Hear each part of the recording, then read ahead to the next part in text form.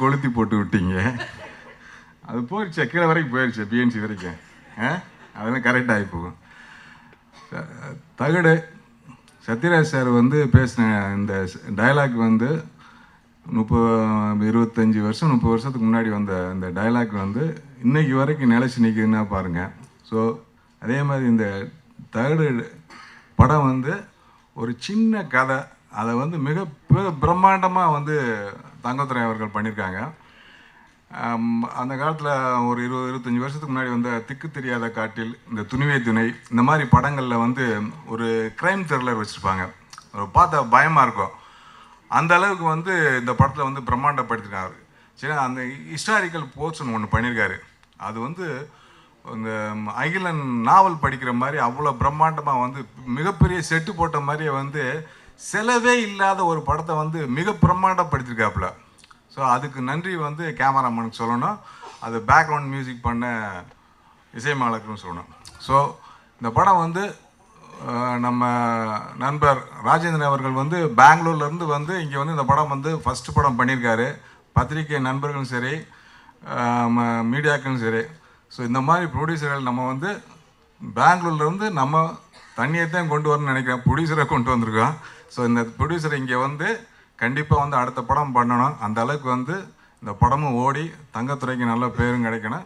எல்லோரும் ஒரு மேட்ரு சொல்லிகிட்டே போயிட்டுருக்காங்க. நண்பர் தேனப்பன் சார்கிட்ட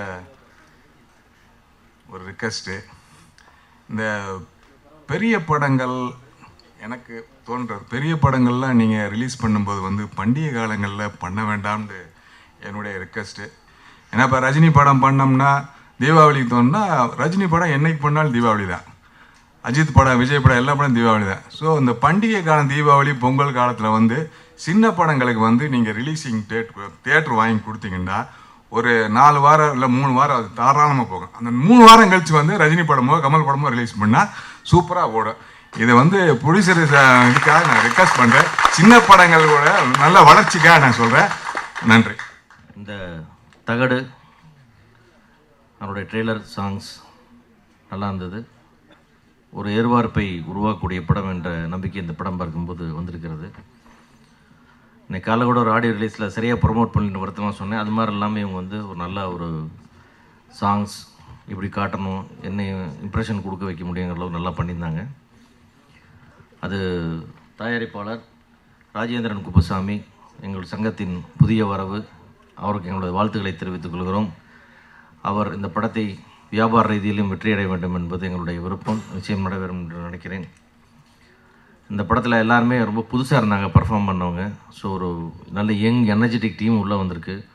நீங்கள் எல்லாம் ஜெயிச்சு ஒரு இண்டஸ்ட்ரியில் நல்ல ஆர்டிஸ்ட்டாக, நல்ல பர்ஃபார்மர்ஸாக, நல்ல பிஹேவிங் உள்ள ப்ரொடியூசரோட கோஆப்ரேட் பண்ணக்கூடிய ஆர்டிஸ்ட்டாக வரணும்னு என்னோடய ஆசை. உங்களுக்கு என்னுடைய வாழ்த்துக்கள். புதிய தயாரிப்பாளர் என்னுடைய வாழ்த்துக்கள். படத்தில் வேலை செய்கிற அவ்வளோ டெக்னீஷியனும் வாழ்த்துக்கள். நன்றி. தகிடு படத்தின் பாடலையும் ட்ரெய்லரையும் பார்த்தோம். ப்ரொடியூசர் நல்ல தாராள மனசுன்னு நினைக்கிறேன். நல்ல தாராளமாக செலவு பண்ணியிருக்காரு நியூ ஃபேஸ் படத்துக்கு. இவ்வளோ கான்ஃபிடண்ட்டாக அந்த படம் பண்ணியிருக்காரு. அந்த டைரக்டருக்கு என்னோடய வாழ்த்துக்கள். நிச்சயம் அந்த படம் நல்ல ஒரு வெற்றி படமாக அமையும் என்று எந்த மாற்று கருத்தும் இல்லை.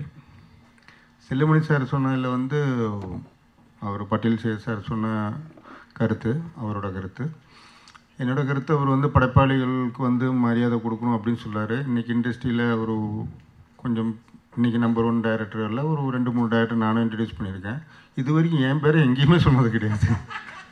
முதல்ல அவங்க அந்த நன்றி விசுவாசத்தோடு இருந்தால் தான் எங்களுக்கு இந்த புது புது டைரக்டரில் இன்ட்ரடியூஸ் பண்ணுறதுக்குள்ள ஒரு தைரியம் வரும். அப்புறம் டிவி சீரியலுக்கு வந்து சென்சாரை பண்ணணும்னு சொன்னார். அது நம்ம இங்கே ஓப்பனாக சொல்ல முடியாது. இன்றைக்கி டிவி சீரியல் நடத்துகிறது எல்லாமே கவர்மெண்ட்லேருந்து பாதி பேர் தான் நடத்துகிறாங்க. அது நம்ம வந்து இது சீரியலுக்கு தான் சொல்கிறேன்.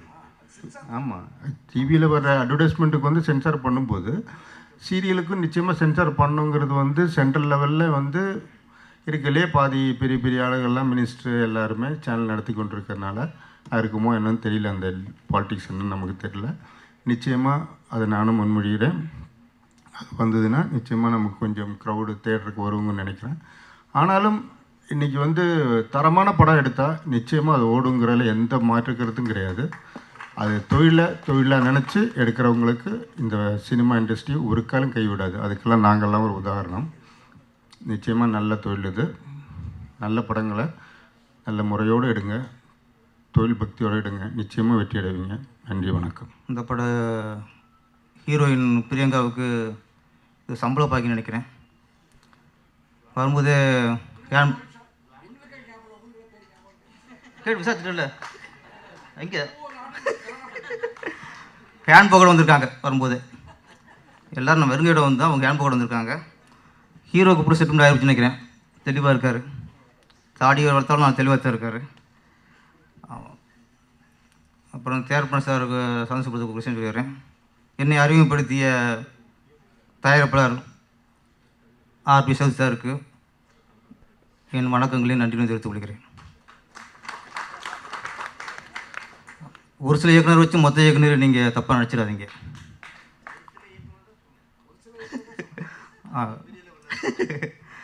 அதே நேரத்தில் சில இயக்குநர்களால் சின்ன சின்ன காயங்கள் தயாரிக்கப்பட்டிருந்தாலும் அதை நீங்கள் பெருந்தன்மையோடு மன்னிச்சு விட்ருங்க. ஆமாம் ஆமாம், மன்னிப்பு தான் தேவையான விஷயங்களுக்கு. தகடு, இது தகடுனாலே சொன்ன மாதிரிலாம் சத்யராஜ் சாரோட டயலாக் தான் ஞாபகம் வந்துருச்சு. தகடு இப்போ நிறையா புழக்கத்தில் இப்போ குறுந்தகடு, இசைத்தகடு, இன்னொன்று தகடில் 2 வகையாக போச்சு. நம்ம பேப்பரில் லாபம் எழுதுகிற விட நிறைய ஆஃபீஸில் பார்த்துருப்போம். தகடில் தான் லாபம் எழுதி மாட்டியிருப்பாங்க. அந்த மாதிரி லாபமான தகடு தான் அந்த தகடு.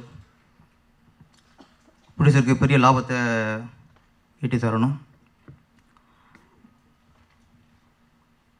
பட்டியல் சேகர் சார் சொன்னார் ஒன்று சீரியலை பற்றி. இப்போ ஒரு சமீபகாலமாக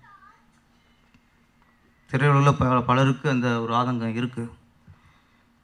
முன்னாடிலாம் இங்கிலீஷ் படம் பார்க்கும்போது தான், குழந்தைய வச்சு இங்கிலீஷ் படம் பார்க்கும்போது தான் பக்குங்கும்.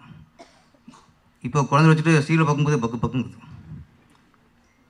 என்ன அவ்வளோ இருக்கும், அதை காட்டே இருக்கும். நம்ம சேனல் மாற்ற வேண்டியிருக்கு, அந்தளவுக்கு ஆகி போச்சு. அப்புறம் ஒரு டைட்டில், நம்ம திரையுலகில் இருக்கோம், ஏற்கனவே வந்து ஒரு திரைப்படத்தோட டைட்டில் கொஞ்சம் மாற்றி வச்சா கூட அவ்வளோ பிரச்சனை. அவ்வளோ அனுமதி லெட்டு வாங்க வேண்டியது இருக்குது, அவ்வளோ பிரச்சனை பண்ண வேண்டியது இருக்குது. ஆனால் பெரிய பெரிய ஜாமான்கள் ஒரு சரித்திர பதிவாக பண்ண படங்கள்லாம் அதே டைட்டிலில் சீரியலாக சீரழிச்சிட்ருக்கு. அப்போ ஒரு பெரிய இயக்குனரோட ஒரு டைட்டில் வச்சு ஒரு சீரியல் போய்கிட்டு இருக்கும்போது பார்க்க நமக்கே வேதனையாக இருந்துச்சுன்னா அந்த இயக்குனருக்கு எவ்வளோ வேதனையாக இருக்கும், அதான் நினச்சி பார்ப்பேன். அதை நீங்கள் கொஞ்சம் பிடிச்சி கவனம் செலுத்தணும். அதே மாதிரி திரைத்துறையில் ஒரு படத்தில் உள்ள பாடலை, ஒரு பழைய பாடலை இப்போ நம்ம பாட்டை எடுத்து யூஸ் பண்ணோம்னா நீங்கள் 2 பேர் தான் யூஸ் பண்ணணும், 3 பேர் தான் யூஸ் பண்ணணும், அவ்வளோ கட்டளை கண்டிஷன் இருக்குது. அப்போ சினிமாவிலேருந்து ஒரு பாடலில் ஒரு சினிமா எடுக்கிறதுக்கே இவ்வளோ கண்டிஷன், இவ்வளோ கோட்பாடு வச்சுருக்கீங்க. சீரியலில் அழகாக ஒரு சாங், ஃபுல் சாங் போட்டு மாண்டச்சாடு போட்டு லவ் சீன்லாம் போய்கிட்டு இருக்கு. அதுக்கும் இங்கே ஸ்டெப் கொடுக்கணும். அப்புறம் இந்த படத்தோட தயாரிப்பாளர் Rajendra sir. Doctor CMK Reddy அவர்களை வருக வருகவென வரவேற்கிறோம். புடிச்ச ராஜேந்திர சார் பேசும்போது கொஞ்சம் ஆதங்கப்பட்டார், கொஞ்சம் புலமுண்டான்னு சொல்லலாம். இந்த படத்தை எடுத்து முடிக்கிறதுக்கு தங்கத்துறை அவ்வளோ கஷ்டப்பட்டுருக்காருனாப்புல, அவ்வளோ போராட்டம் மீறி தான் படத்தை முடிச்சிருக்காரு அப்படின்னு டைரக்டர் மேலே ஒரு பெரிய மரியாதையோடு சொன்னார் அவர். அதே சமயத்தில் இந்த படத்தில் சிலரால் வந்த இன்னல்களையும் சில பிரச்சனைகளையும் அவர் எடுத்து சொன்னார். ஒரு தயாரிப்பாளர் எந்த அளவுக்கு இயக்குனரை தேர்ந்தெடுக்கிறாங்களோ அந்த அளவுக்கு மற்ற ஆளுங்களும் பார்த்து தேர்ந்தெடுக்கணும். ஏன்னா சினிமாவை நம்பி சினிமா வெறியாக நேசிக்கிற, சினிமா லவ் பண்ணுற ஆளுகளை உள்ளே சேருங்க. டைம் பாஸுக்கு வர ஆளுகளை உள்ளே சேர்த்தா இந்த வேதனை தான் வரும். ஆமாம், ஒரு அனுபவமுள்ள தயாரிப்பாளர் ஒரு புது இயக்குனரை வச்சு படம் பண்ணும்போதும் சரியாக முடிஞ்சிடும். அது மாதிரி அனுபவமுள்ள திறமையான ஒரு இயக்குனர் ஒரு புது ப்ரொடியூசரை வச்சு படம் பண்ணும்போதும் சரியாக முடிஞ்சிடும். இது மாறி பண்ணும்போது தான் நிறைய இடைஞ்சல்கள் வருது. காலோட சுந்தர்சி சாரோட பேட்டி படித்தோம். அவர் சொன்னப்பறம் கரெக்டு. சரியான ஆட்கள் உள்ளே வரணும். இப்போ நிறைய பேர் திறமைசாலிகளும் வேலை தெரிஞ்சவங்களும் சினிமாவில் ரொம்ப சும்மா தான் இருக்காங்க. வேலை தெரியாதவங்களும் தொழில் தெரியாதவங்க தான் உள்ளே வந்து இப்போ சினிமா கற்றுக்கிட்டு இருக்காங்க. அதெல்லாம் கொஞ்சம் புடிச்சு கவுன்சில் ஸ்டெப் எடுத்து அதெல்லாம் கொஞ்சம் கரெக்ட் பண்ணணும். இப்போ தகடு ட்ரெயிலர் பார்த்தோம், சாங் பார்த்தோம். முக்கியமாக குறிப்பிட்ட கேமராமேனோட திறமை சூப்பர். அந்த காட்டுக்குள்ளே ஒரு சின்ன படமாக தெரியல. நான் அப்படி தகடு ஒரு சிறிய படம் அடித்து பார்த்தோம். அவர் வச்சது ஆங்கிள் பெரிய பிரம்மாண்டத்தை ஒரு ஆமாம் அவ்வளோ பிரம்மாண்டம் கட்டார். அவருக்கு என் வாழ்த்துக்கள். அப்புறம் இசையமைப்பாளர் நிறைய இசை எழுட்டு போயிருக்கேன். சமீபமாக நிறைய புது இசையமைப்பாளர்லாம் பாட்டெலாம் கேட்டிருக்கேன். உண்மையிலேயே அந்த காட்டுக்குள்ளே சேஸ் பண்ணுற ஒரு சாங்கு ரொம்ப சூப்பர். அவ்வளோ மீட்டாக இருந்துச்சு. அது சாங் கம்போஸ்லாம் அவ்வளோ நல்லா பண்ணியிருந்தார். பெரிய ஒரு மியூசிக் டேரக்டரோட திறமை இங்கே தெரிஞ்சது. கண்டிப்பாக பெரிய ஆள் வருவார். அவருக்கு என் வாழ்த்துக்கள். அதே சாங்கில் வரிகள் சமீபமாக ரொம்ப நான் ரசித்த வரிகள் வந்து அந்த சேசிங் சாங்கில் இருந்தது. கவிஞர் இளைய கம்மன் எழுதியிருக்காரு. அதில் 2 வரிகள், ஆடி காற்றுல தீபம் ஏற்றினா ஏற்ற முடியுமா, பரமபத்தில் பாம்பை பருந்து விழுங்க முடியுமா, வேடன் வலையில் சிக்கிய பறவை வேடந்தாக்கள் போய் சேருமா, இப்படி எல்லாம் ஒவ்வொரு வரியுமே முத்தாக இருந்துச்சு. சமீபகாலமாக ஒரு கவிஞனை கரெக்டாக பயன்படுத்தின ஒரு சாங்காக இந்த சாங் இருந்துச்சு. இளையங்கம்மனுக்கு என் வாழ்த்துக்கள். இயக்குனர் தங்கத்துரை ஒரு பல இயக்குனரிடம் பணிபுரிந்து தொழிலை சினிமாவை லவ் பண்ணுறவர், சினிமாவை வெறியோடு நேசிக்கிறவர், வெற்றியடைஞ்சே ஆகணுங்கிற ஒரு லட்சியத்தில் இருக்கிறவர். இந்த மாதிரி இயக்குனர்கள் வெற்றி அடைந்தால்தான் சினிமா தரமுள்ளதாக பயணிக்கும். இந்த தகடு ஒரு வெற்றி தகடாக சினிமா தொழில் பதிவாக வேண்டும் என்று வாழ்த்துக்கிறேன். நன்றி, வணக்கம். இந்த திரைப்படத்தின் பாடல்களை, இந்த திரைப்படத்தை நாளை மக்கள் மத்தியில் எடுத்துச் செல்வதற்காக இங்கே குழுமியிருக்கின்ற என் மதிப்பிற்கு உரிய பத்திரிகை மற்றும் ஊடகத்துறை நண்பர்களுக்கும் என் மாலை வணக்கம். தகடு என் அன்பு இயக்குனர் எம் தங்கதுரை அவர்களுடைய இயக்கத்தில் உருவாகி இருக்கின்ற அற்புதமான திரைப்படம். இந்த படத்தில் அனைத்து பாடல்களையும் எழுதுகிற வாய்ப்பை அவர் எனக்கு வழங்கியிருக்கிறார். ஒவ்வொரு பாடலும் ஒரு கருத்தை, ஒரு வலிமையான சிந்தனையை சொல்கிற விதமாக அமைய வேண்டும் என்று அவர் என்னிடம் முன்னமே தெரிவித்து கொண்டார். அதன்படி ஒவ்வொரு பாடலுக்கான இசையமைப்பையும் வேலைகளையும் அவர் தொடங்கினார். நான் முழுக்க அவர் உடன் இருந்தேன். ஆற்றல் மிகுந்த இயக்குனராக அவர் என் கண்ணில் படுகிறார். நாளை வெள்ளித்திரையில் ஒளி வீசி திகழ்கின்ற ஒரு மிகப்பெரிய இயக்குனராக அவர் வலம் வருவார். அடுத்ததாக என் அன்பு தம்பி இசையமைப்பாளர் சார்லஸ் மெல்வின் அவர்கள். சார்லஸ் மெல்வின் அவர்கள் இது அவருக்கு 3வது படம் என்று நான் கருதுகிறேன். சார்லஸ் மெல்வின் அவர்களுக்கு 3 படங்களையும் அந்த படங்களுக்கும் நான் பாடல் எழுதுகிற வாய்ப்பை பெற்றிருக்கிறேன். அற்புதமான இசை தம்பி, நாளை வெல்லப் போகின்ற இசை தும்பி, தங்க தம்பி சார்லஸ் மெல்வின் அவர்கள் ஆற்றல் மிகுந்த இசையமைப்பாளர், இளைஞர். அவர் என்னிடம் அவர் மெட்டுகளை வழங்குகிற போது அற்புதமான லாவகமான மெட்டுகளை வழங்குவார். இனிமையாக இருக்கும் மெட்டுகளை தத்தகாரம் கேட்கின்ற பொழுதே அற்புதமான வரிகள் வந்துவிடும். அற்புதமான ஆற்றல் மிக்க இசையமைப்பாளர் அன்பு தம்பி. அதை போலவே எனது அன்புமிக்க தயாரிப்பாளர் ராஜேந்திரன் குப்புசாமி அவர்கள் முழுக்க முழுக்க இந்த படத்திற்கு தங்கதுரை அவர்களுக்கு உடனிருந்து இந்த படத்தை வெற்றிகரமாக முடித்திருக்கின்றார். இந்த நேரத்தில் இசை புயல் ஏஆர் ரகுமான் அவர்களோடு நான் 3 படங்களில் பணியாற்றி இருக்கிறேன். இப்பொழுது இசைஞானி என் இசை தந்தை இளையராஜா அவர்களோடும் நான் பணியாற்றி கொண்டிருக்கிறேன்.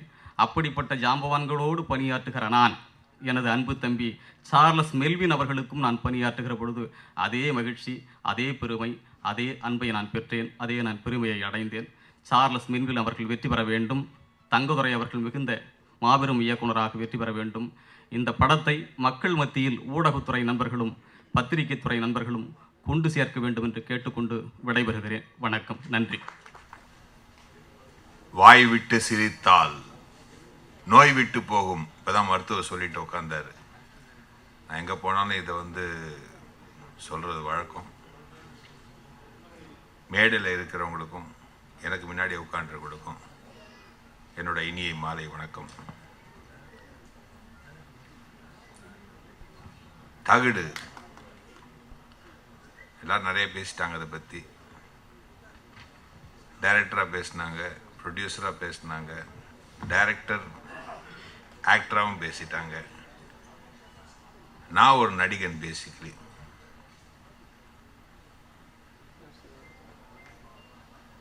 ஒரு நடிகனா உங்கள் முன்னாடி நான் நிற்கிறதுக்கு காரணம் இந்த கலை. பல பேருக்கு எனக்கு தெரியும், சில பேருக்கு எனக்கு தெரியறதுக்கு வாய்ப்பு இல்லை. என்னோட குரலும் பல பேருக்கு பரிச்சயம் இருக்கும்.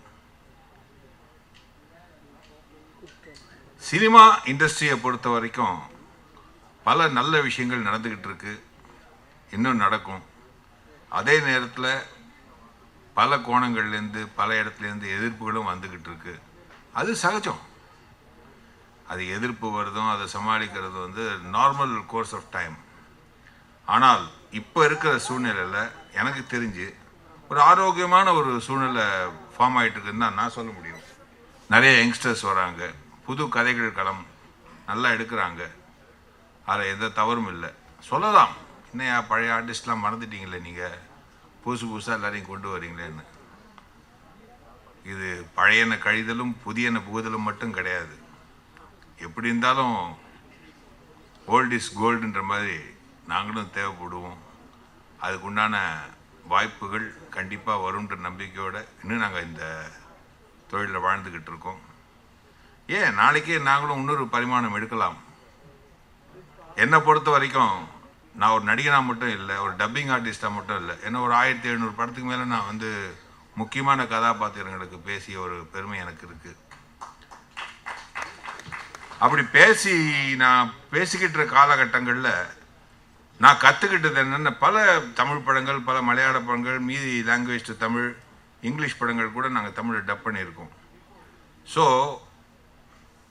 நான் ஒரு விஷயத்தை பெருமையாக சொல்லிக்க முடியும். அப்போ எத்தனை டைரக்டர்ஸ் கிட்ட நான் அசிஸ்டண்ட்டாக ஒர்க் பண்ணியிருப்பேன். நான் அந்த கோணத்தில் தான் ஒரு படத்தையே பார்ப்பேன். ஒரு டப்பிங் ஆர்டிஸ்டாக போய் நின்று கொடுக்குற வசனத்தை பேசிட்டு வர மட்டும் இல்லை காளிதாஸ். அந்த படத்தில் என்ன பண்ணியிருக்காங்க, கதையை எப்படி அவங்க ட்ரீட்மெண்ட் பண்ணியிருக்காங்க. ஒரு சாதாரண கருவாக இருக்கலாம், அந்த திரைக்கதை எப்படி அமைஞ்சிருக்கு, ஒரு படத்தோட வெற்றி தோல்விக்கு என்ன காரணம். முதல்ல எடுத்த படம் நல்லா ஓடிச்சு, அடுத்த படம் சுமாராக தான் போச்சும்பாங்க. அதுக்கு என்ன காரணம்னு நானும் அலசுவேன், ஆராய்வேன். So the do's and don'ts of film making அப்படின்னு கேட்டிங்கன்னா நான் ஓரளவுக்கு என்னோடய ஃபைல் அதில் போட்டு வச்சுருக்கேன். நாளைக்கு நானே கூட ஒரு டேரக்டராக கூட ஆகலாம், கதை எழுதலாம், எழுதிக்கிட்டு தான் இருக்கேன், விரைவில் எதிர்பார்க்கலாம். அந்த மாதிரி நம்மளும் ஒரு பரிமாணத்தை எடுத்துக்க வேண்டியது தான். நமக்கு என்ன தெரியுன்றது முதல்ல நம்ம தீர்மானம் பண்ணிக்கிட்டு அதுக்குண்டான நடவடிக்கையில் இறங்கணும். இப்போ இந்த படத்தை பொறுத்த வரைக்கும் தகடு நல்ல வார்த்தை. ஏன்னா இதுக்கு பல அர்த்தங்கள் உண்டு. ஆதி காலம் முதலே இன்னைக்கு வரைக்கும் தகடு இல்லாமல் வேலையே கிடையாது. என்ன பெருசாக நம்ம சிப்புன்றோம். What is that? சிப்புங்கிறது என்ன? தகடு தானே. உள்ள கம்ப்யூட்டருக்குள்ளே எடுத்து பார்த்தீங்கன்னா எல்லாம் சின்ன சின்னதாக இருக்கும், பிட்டாக இருக்கும். அது ஒரு சின்ன தகடு தான். கட் பண்ண தகடு தான். துகள்கள் வேணால் போகலாம் கடைசியில். அந்த மாதிரி தகடுன்ற வார்த்தைக்கு பல பரிமாணங்கள் உண்டு. நம்ம பார்க்குற கோணம் எந்த யூஸுக்கு நம்ம எடுத்துக்கிறோமோ அந்த கோணத்தில் எடுத்துக்கணும். இந்த படத்தை பொறுத்த வரைக்கும் அதுக்கு பின்னாடி ஒரு கதை களம் இருக்குது அப்படிங்கிறத பூடகமாக சொல்லிட்டாங்க. இன்றைக்கி ட்ரெய்லரில் அருமையான ட்ரெய்லர் பார்த்தோம், நல்ல 2 சாங்ஸ் பார்த்தோம், இளமையான துடிப்புள்ள 2 இளம் ஹீரோக்கள் ஹீரோயின்களை பார்த்தோம்.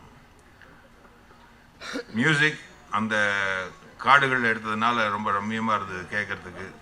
வார்த்தைகள் கவிஞர் எழுதிய வார்த்தைகளுக்கு நல்ல முக்கியத்துவம் கொடுத்து பாடியிருக்காங்க. வார்த்தைகள் நல்லா புரியுது. அதுக்கே அவருக்கு நான் பாராட்ட தெரிவிக்கணும், யார் பாடியிருந்தாலும். ஒரு கவிஞனுக்கு என்றைக்குமே தான் எழுதின எழுத்துக்கு மதிப்பு கொடுக்கணுன்னு பாடுறவங்களும் அந்த பாட்டோட வார்த்தைகளுக்கு மதிப்பு கொடுத்து உச்சரிப்பு அப்போ தான் மக்கள்கிட்ட போய் சேரும். என்ன பாடுறாங்களே தெரியாமல் காலை வாங்கிட்டு ஓ இது இந்த பாட்டில் இதுதான் இந்த அர்த்தமா இந்த வார்த்தைக்குன்ற மாதிரி நம்ம வந்து யோசனை பண்ணக்கூடாது. அந்த மாதிரி எல்லாமே ஒரு மொத்தமாக அமைஞ்சிருக்கிற ஒரு நல்ல படமாக இன்றைக்கி நம்ம முன்னாடி வந்து காட்டியிருக்காங்க. அது நல்லபடியாக அவருக்கு ப்ரொடியூசருக்கு நல்ல பேர் வாங்கி தந்து இதில் நடித்த தொழில்நுட்ப கலைஞர்களுக்கும் சேர்ந்து நல்ல பேரை வாங்கி கொடுத்து மேன்மேலும் அவங்க எல்லாரும் வளரணும்னு நான் வேண்டிக்கிறேன். வாழ்க வளமுடன்.